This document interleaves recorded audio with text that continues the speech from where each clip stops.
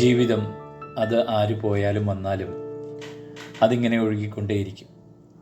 എന്നാൽ ചിലർ പോകുമ്പോൾ അത് അംഗീകരിക്കാൻ നമ്മുടെ മനസ്സ് തയ്യാറാകാതെ മാറി നിൽക്കും. ചിലരൊക്കെ നമ്മുടെ കൈകളിൽ നിന്ന് വഴുതി പോകുമ്പോഴാണ് നഷ്ടങ്ങളുടെ കണക്ക് പുസ്തകം തുറക്കപ്പെടുന്നത്. നഷ്ടബോധങ്ങളുടെ ആകത്തുകയാണ് നമ്മുടെയൊക്കെ ജീവിതം. ചില ജീവിതങ്ങളെ നമുക്ക് മറക്കാൻ കഴിയില്ല. ഉള്ളിൻ്റെ ഉള്ളിൽ അവരെ എപ്പോഴും ഇങ്ങനെ നിറഞ്ഞു നിൽക്കുന്നുണ്ടാകും. പക്ഷേ അവരൊക്കെ ആവശ്യം കഴിഞ്ഞ് നമ്മളെ ഓർമ്മകളുടെ പിന്നാമ്പുറത്തേക്ക് എറിഞ്ഞു കളയും. ഒരു നേരം പോക്കിന് കൂടെ കൂടിയവർക്ക് അറിയില്ലല്ലോ നഷ്ടപ്പെടുന്നതിൻ്റെയോ നഷ്ടപ്പെട്ടവൻ്റെയോ വേദന. ഇങ്ങനെയുള്ള നഷ്ടങ്ങളും ഒറ്റപ്പെടലുകളുമാണ് നമ്മളെ ജീവിതം പഠിപ്പിക്കുന്നതും ജീവിക്കാൻ പ്രേരിപ്പിക്കുന്നതും. ഒന്ന് ചീഞ്ഞാലേ മറ്റൊന്നിന് വളമാകുകയുള്ളൂ എന്ന് കേട്ടിട്ടില്ലേ? ഈശോ തിരുവചനത്തിലൂടെ അത് നമുക്ക് പറഞ്ഞു തരുന്നുണ്ട്. വിശുദ്ധ യോഹന്നാൻ എഴുതിയ സുവിശേഷം 12-ാം അധ്യായം 24-ാം വാക്യം: സത്യം സത്യമായി ഞാൻ നിങ്ങളോട് പറയുന്നു, ഗോതമ്പ് മണി നിലത്ത് വീണ് അഴിയുന്നില്ലെങ്കിൽ അത് അതേപടിയിരിക്കും, അഴിയുന്നെങ്കിലോ അത് വളരെ ഫലം പുറപ്പെടുവിക്കും. ഇതുപോലെ തന്നെയാണ് നമ്മുടെയൊക്കെ ജീവിതങ്ങളും. നഷ്ടങ്ങളും നഷ്ടപ്പെടലുകളുമാണ് നമ്മളെ എളിമയിലേക്കൊക്കെ നയിക്കുന്നത്. കർഷകൻ ഗോതമ്പ് കൊയ്തെടുത്ത് തല്ലി കതിരും പതിരും മാറ്റി നല്ല ഗോതമ്പ് മണികളെ മാത്രം തിരഞ്ഞെടുത്ത് മാറ്റി സംരക്ഷിക്കുന്നു. പിന്നീട് അടുത്ത കൃഷി ഇറക്കാൻ വിത്തിനായി കുറച്ച് മാറ്റിവെക്കുന്നു.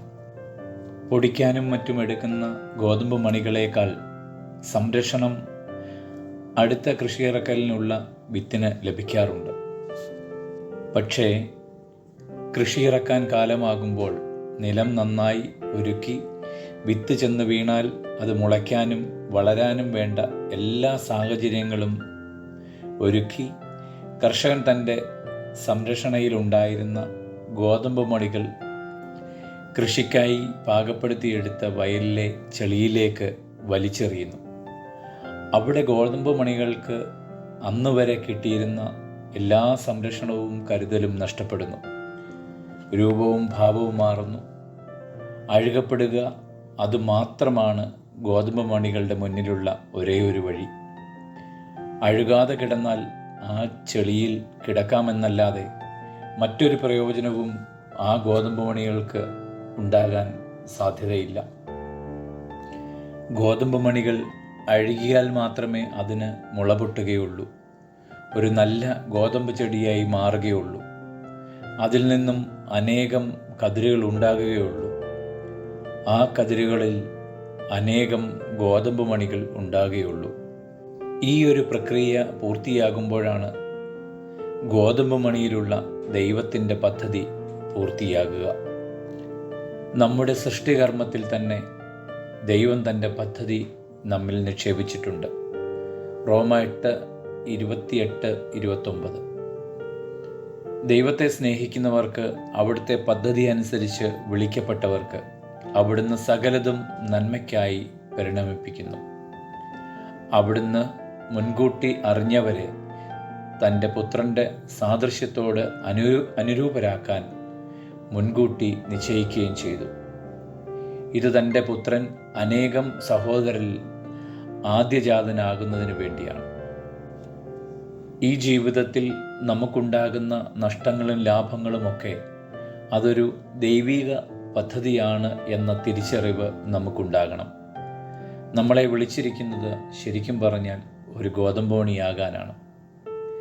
സ്നേഹം നടിച്ചവരും കൂടെ നിൽക്കുമെന്ന് കരുതിയവരും പ്രിയപ്പെട്ടവർ എന്ന് കരുതിയവരും ഒറ്റപ്പെടുത്തുമ്പോഴും തള്ളിപ്പറയുമ്പോഴും ചെളിയിലേക്ക് നമ്മളെ വലിച്ചെറിയുമ്പോഴും നാം ഒന്ന് മനസ്സിലാക്കണം, ദൈവം പാകപ്പെടുത്തിയ ഒരു ചെളിയിലേക്കാണ് നമ്മൾ എറിയപ്പെടുന്നത് എന്നത്.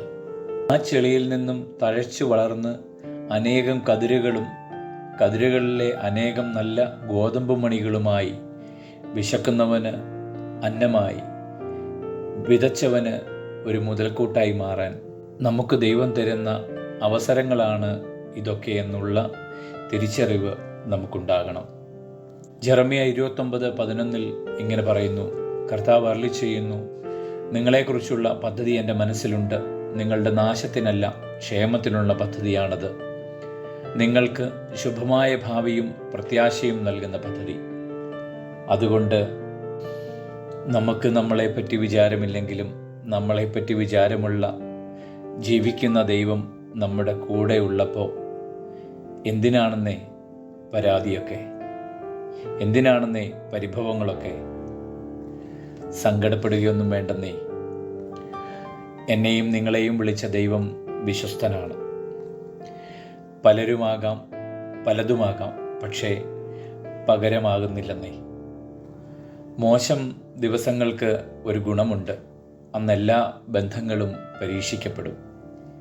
ഇരന്ന് വാങ്ങുന്നതെല്ലാം ഭിക്ഷയാണ്. അതിനെ സ്നേഹമെന്ന് തെറ്റിദ്ധരിക്കരുത്. സ്നേഹം, വാത്സല്യം, കരുതൽ, ശ്രദ്ധ ഇതൊക്കെ കൂടെ നിൽക്കുന്നവർ സൗജന്യമായി നൽകുന്നില്ലെങ്കിൽ ഒരിക്കലും അതിനെ ഒന്നും പിന്തുടരരുത്. കാരണം അതിനൊന്നും ഒരു വിലയും ഉണ്ടാകില്ല. നമ്മുടെ വില അറിയുന്നവർക്കേ നമ്മുടെ സമയവും സ്നേഹവും സൗഹൃദവും ഒക്കെ കൊടുക്കാവൂ. ആവശ്യം കഴിയുമ്പോൾ കറിവേപ്പില പോലെ നമ്മളെ വലിച്ചെറിയുന്നവർക്ക് കൊടുക്കാനുള്ളതല്ല ഇതൊന്നും. മത്തായി 10:29-31 വരെയുള്ള വാക്യത്തിൽ ഈശോ നമ്മളോട് ഇങ്ങനെ പറയുന്നുണ്ട്, ഒരു നാണയത്തിന് 2 കുരുവികൾ വിൽക്കപ്പെടുന്നില്ലേ? നിങ്ങളുടെ പിതാവിൻ്റെ അറിവ് കൂടാതെ അവയിൽ ഒന്നുപോലും നിലം പതിക്കുകയില്ല.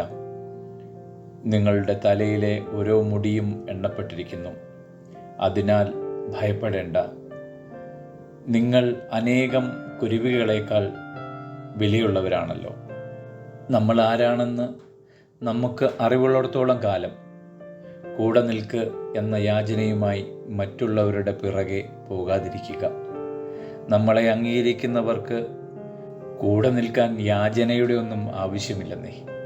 പെറ്റമ്മ നിന്നെ മറന്നാലും ഞാൻ നിന്നെ മറക്കയില്ലെന്ന് പറഞ്ഞ് കുരിശുമരണത്തോളം നമ്മെ സ്നേഹിച്ച ഈശോയ്ക്ക് നമ്മുടെ സമയവും സൗഹൃദവും സ്നേഹവും ഒക്കെ നൽകാം. അവിടുത്തെ പദ്ധതിയോട് ചേർന്ന് നിൽക്കാം. ഒരു നല്ല ദിവസം ആശംസിക്കുന്നു. ഈശോ എല്ലാവരെയും സമൃദ്ധമായി അനുഗ്രഹിക്കട്ടെ.